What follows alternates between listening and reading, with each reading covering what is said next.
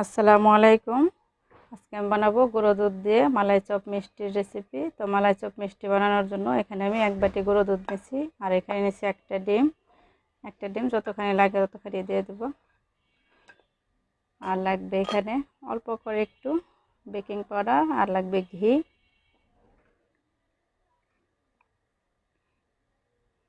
তখন গুঁড়ো দুধটাকে আগে নিয়ে নেব।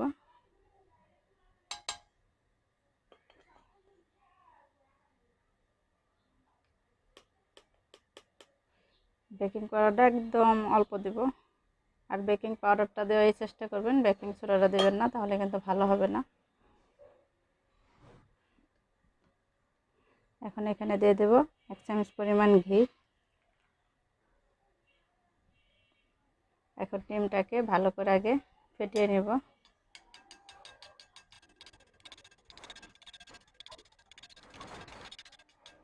ডিমটাকে কিন্তু ভালো করে ফেটিয়ে নেওয়া হয়ে গেছে, এটাকে এক সাইডে রেখে দেব। এখন ঘি আর গুঁড়ো দুধটাকে ভালো করে আগে হাত দিয়ে মিশিয়ে নেব।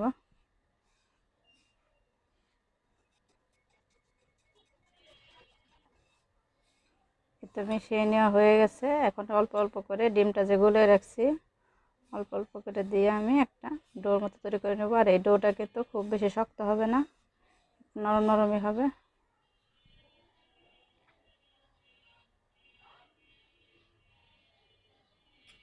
আগে সবটা দিব না।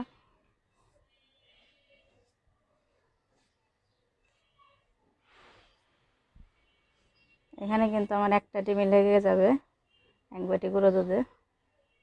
আপনারা যদি আরও বেশি বানাতে চান তাহলে কিন্তু গুঁড়ো দুধটা আরও বেশি নেবেন, ডিমের পরিমাণটাও বেশি থাকবে।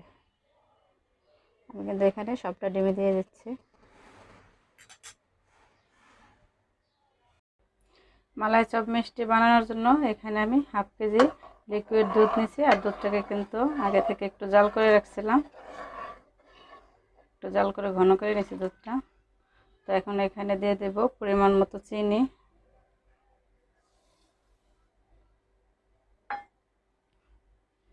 এখন চিনিটা দেওয়ার পরে দুধটা বলক উঠলে আমি মিষ্টিগুলো দিয়ে দেব।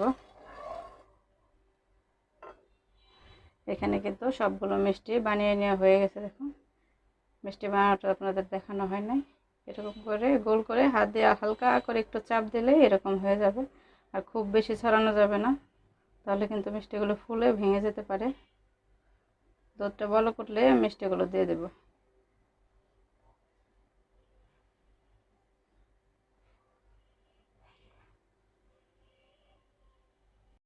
দুধটা কিন্তু বলক উঠে গেছে, এখন মিষ্টিগুলো আমি দিয়ে দেব।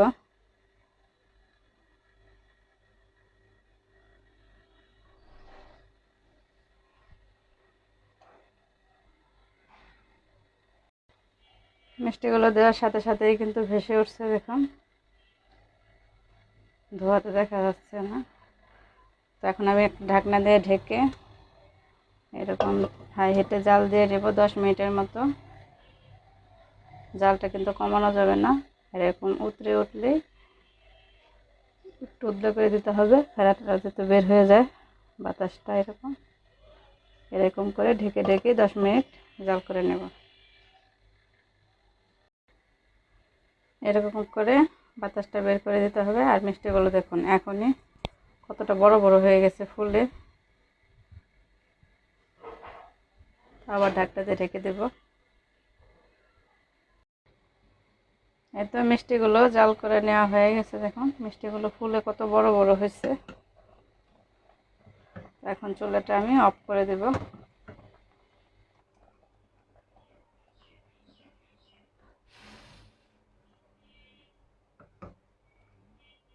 চুলাটা অফ করে দিছি। চুলাটা অফ করে দিচ্ছি, এরকম অবস্থায় নামাই রেখে দেব। এটাকে ঢেকে রেখে দেব যতক্ষণ পর্যন্ত ঠান্ডা না হয়। ঠান্ডা হলে তারপর আপনাদের দেখাবো কেমন হয়েছে। মালাই চপ মিষ্টিগুলো একদম ঠান্ডা হয়ে গেছে। ঠান্ডা হওয়ার পরে কিন্তু আমি একটা বাটিতে উঠিয়ে এনেছি এরকম করে। আর মিষ্টিগুলো কিন্তু খুবই নরম সফট হয়েছে, দেখুন একদম কিন্তু নরম হয়েছে। আপনার একটা ভেঙে দেখাচ্ছি, দেখুন।